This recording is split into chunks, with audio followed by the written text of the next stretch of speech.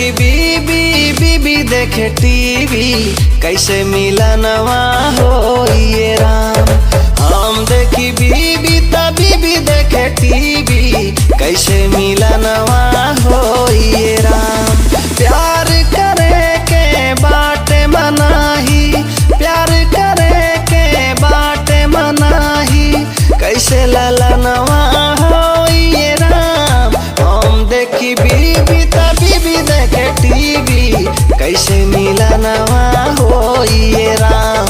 हम देखी बीबी त बीबी देखे टीवी, कैसे मिलनवा हो ये राम हो।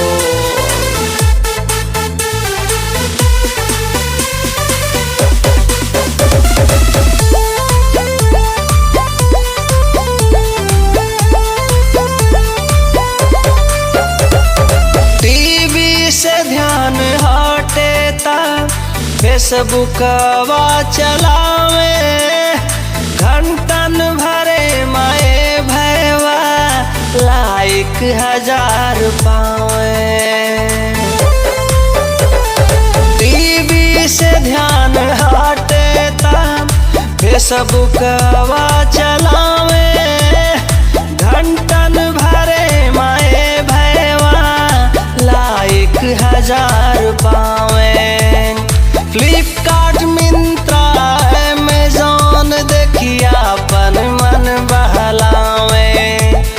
किचन में जाई चाय बनाई, कैसे बर्तनवा धोइए राम। किचन में जाई चाहिए बनाई, कैसे बर्तनवा धोइए राम। हकला पकल भय बैठे दिवाकर, भूखल पियासल बैठे दिवाकर, कैसे भोजनवा हो ये राम। हम देखी बीबी त बीबी देखे टीवी, कैसे नयनवा लड़िए राम। हम देखी बीबी त बीबी देखे टीवी, कैसे मिलनवा हो ये राम। हे राम अब तू ही उपाय करा कौन प्रभु।